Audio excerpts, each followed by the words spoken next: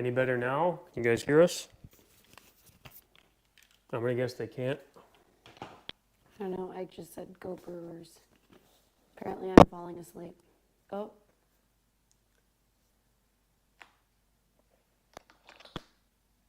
That sounded like audio.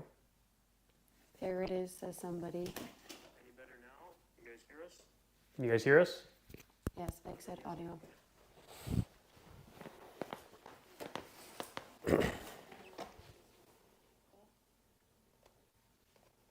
Maybe. That sounded like audio.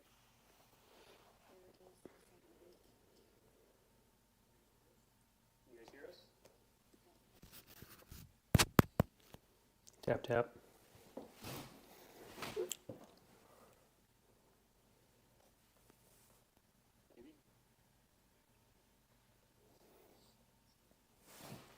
All right, so apparently there's a delay, so this is going to be interesting. We're just going to mine. we're basically just going to ignore them. Okay, By them, I mean Tyson. I'll get my own then.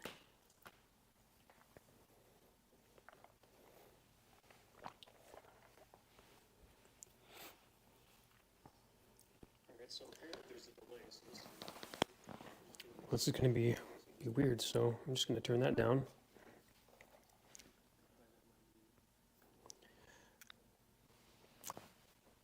All right. So, yeah, obviously I haven't done this live stream thing before because audio delays and everything else. But figured I'd do something a little bit different. I know this video is going to record and I'll repost it later or a version of it later, but I thought it'd be interesting to do a live update to talk about the end of the season so you can get kind of my real-time reactions to everything. Even though obviously it's been a couple weeks since the last round and the season's wrapped up officially. So for any of you who don't know, although based on everybody who's looking so far, who's tuning in, probably already have an idea of what's happened. But basically, went into the 2023 season. This year was supposed to be a learning year on the R6. And I was going to take that time to get used to the bike and try to get up to speed on it with the hopes and the thought to prepare for 2024. And unfortunately, what I thought was a clean slate from all of the issues in 2021 and 2022 from all the multiple engines blowing up and not doing Moto America the last 2 years or so, stuff wasn't as bad. It wasn't as bad as those 2 years, but it still was bad enough that I didn't get a chance to run it all, really. So I had planned to do, we had the June Blackhawk, July Blackhawk, pit race in May, and Autobahn in August, and then the final round in September. And of those rounds, I got to do one full weekend in July. I did 2 sprint races at the June round. It rained the next day, so I didn't do those. Essentially, I got one full weekend in. Obviously not what I wanted to have happen. And then ended up with a weird mechanical issue. Well, you reminded me. Actually, technically, I had a little issue back in March when we were at Barber. Because the fuel pump wasn't working. Yeah. Fortunately, we got that swapped out at the track because all the guys at Turn 1 were there. So We got a different I tank. borrowed Joe's tank. If he hadn't been there, thankfully they were there, because if they hadn't been, obviously that would have sucked because I wouldn't have been able to ride. June round it rained. July round was my full round I got in. The pit round, the threads. July obviously was the best round of the season because that was my only full round of the season. But it was worth it. It was worth it. I didn't get to run in August because one of the fins on the clutch basket blew out. And then in practice on the September round, like my second session out, I think, coming down the front straight, I shifted up, bike made a weird noise, basically engine issue, and what Joe thinks happened was it dropped a valve, but he's not going to know until he digs into it more. So obviously disappointed with I'm going to say disappointed with how the season went because I didn't get a chance to do what I wanted to do on the bike. The silver lining of it is, I will say I'm learning the bike because I haven't fully learned the bike, but I'm learning the bike a lot quicker than I originally expected. Like I thought I could get up to speed on the bike. My stretch goal was to try and get into the tens this year, which I know probably sounds ridiculous because it's my first year on the bike, but I felt like I could do it. I got into the low 13s in those two sprints I did in June, and then I got into the 11s in the July round. And I think I told you this, and I guess it's all racer talk, but if I hadn't done TC with Chuck, because I was definitely a bit tired after that, trying to transition from his bike onto mine. So if I had just done my sprints that Saturday and then into Sunday, I think I would have been. I'm fairly confident I would have been low 11s. Like I think I wouldn't have been surprised if I would have clicked a 10. But the Saturday races, like I could tell I was like tired and then reset for the next day, and I just got quicker throughout the day on Sunday. Which, again, it sounds ridiculous. I feel silly complaining that because I got into the 11s. But again, that's the silver lining of everything, with it being the way the season went. And I'll be honest, it was like with the way the 2 years went before, and I know I said this to tons of people, and they were like, I feel so bad that this happened to you again, and especially at the September. My auto response was just, well, it's been worse. It could be worse. Ask me how I know. But that's why we have whiskey. Oh wait, I just drank out of yours. Oh well. We've already traded. Yeah. I want this one.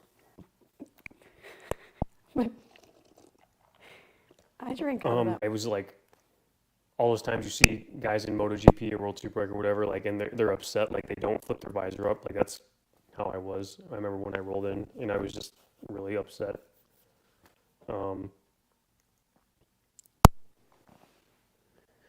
And I just remember, like, I figured I was good. I didn't let you know because I knew you were gonna get upset and it was gonna distract you, and you were at work. But The 40 again, minutes between. well, like I did, but I didn't. It was weird, but yeah, that just sucked. Even thinking about it now. And again, I know people like been in worse situations. I've had work being the cooler out. I remember. Yeah. Yep, because the second you put your hand on my back, I just started crying, Yep. and I was pissed that I was upset, because again, like I've gone through worse, and as I tell people, like you don't grow through comfort, But it got to a point it was exhausting It when was, you but have that much bad luck. it was, and I mean, like I said, it could be worse. There's people that have been injured or have had worse situations. I think it's just the fact that it's compounded. And even thinking about it more, like I want to try and do Moto A next year. And I remember there was that thought of like, I felt like I was ready, but at the same time, am I really ready? Because I really, the scary thing in a good and bad way is the fact that like, I'm where I am time-wise on the bike, which obviously I've still got tons of time to shave off on the bike and getting used to the bike and knowing it. But where I am now, like, I know there was a thought of like, am I going to be, oh yeah, I want to do Moto A next year. I really don't technically have that much time on the bike. But again, the catch-22 is from what I've been told and from my own expectations, like I'm further along than I thought I would be. You're further along than almost everyone thought you would be. Yes, apparently other than Johnny LeConte, because Johnny LeConte knows all, and apparently.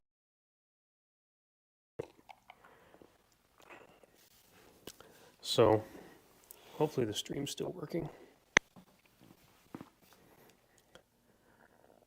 But,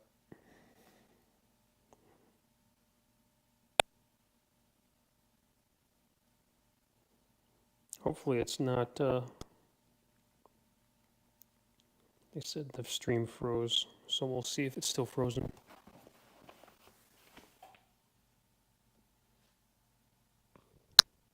Oh, yeah, Eric just messaged me and said he's freezing on and off. Okay. Well, I guess this is my first stream, I guess. We're just gonna have some random little technical issues.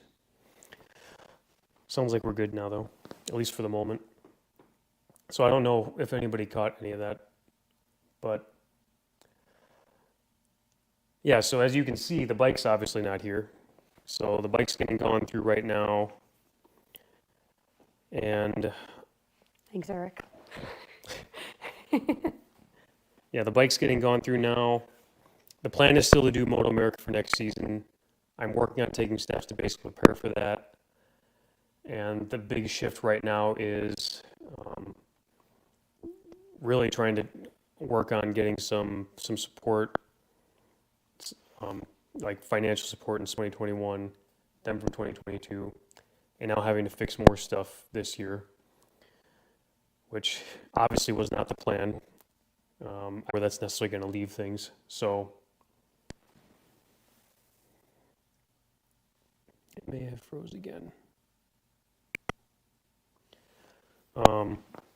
Yeah, so right now the focus is trying to work on getting support. So we're trying to work on getting things a bit more professionally set up and take things from there. So again, the plan is still to go racing with Moto America in 2024. My original goal was to try and do a few rounds across the calendar. I'm kind of bummed that pit got removed because that was going to be one of them I was going to do. So we might do Mid-Ohio. Obviously, I'm going to try and do Road America since I live 20 minutes away from Road America. And, I mean, Laguna would be a cool round too. But again, it's all going to come down to what kind of support we're able to get. So with that being said, the biggest thing that I've done that I'm going to put on an official post about it is I did set up and launch a website. So I'll have the link to that. Some of you already know the website's there because it's ryhnoracing.com. It's RYHNO, which everyone seems to misspell, but it's right there. Well, And yes, thank you, Elliot, for doing the banner. That's a small price to pay for all the crap you've got sitting in my garage. But the other thing, I guess I'll say, so if any of you know of anybody, and again, I know I've talked to a lot of you about this, if you know of anyone that's interested in partnering and getting on board and talking to me more about some sponsorship for next season and bring their brand or your company or yourself into the Moto America paddock, I would love to talk to you. I've got a bunch of different proposal decks all created, and I can work with you to come up with something that's going to work well for you and your budget. And I will say this whole thing is honestly a little weird to me because I don't like being like, hey, look at me. It makes me uncomfortable. I'm not good at talking about myself or asking for stuff, Right. specifically money. But as I've told many of you, after seeing people who have literally done nothing with racing get, especially for this month, is if there's enough interest, and I'm going to try and eventually do some, maybe some apparel and hats and just kind of go all in. But one thing I am going to try to do, if the feed doesn't freeze, one thing I'm going to try to do if the feed doesn't freeze too badly is I actually had Elliot mock up some stickers. So you guys will have to let me know if you're interested in any, but you'll have to tell me if I'm in shot here. So, is it frozen again? No, it's just the delay. So, and a few little stickers made up. Since I always say I'm just going to keep grinding, and not in a weird sexual way, Tyson. So I had these stickers kind of mocked up, and I had a few made if anybody's interested. I think I might get some shirts made or some hats with this on there. So got them in a couple different sizes, and then without the rhino head on there. So I think they look pretty cool. Did a good job. Agreed. So if anybody's interested in stuff like that,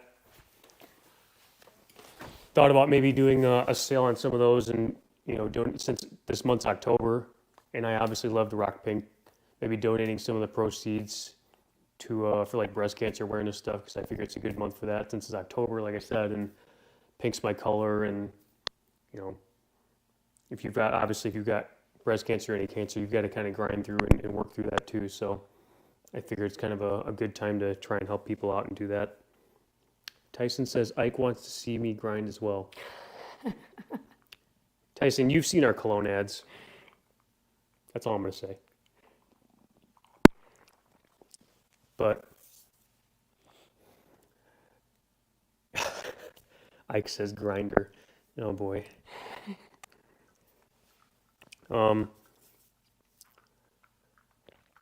Thanks, Josh. We'll definitely hook you up. But yeah, that's the latest updates right now. Is again, I'm trying to just make that next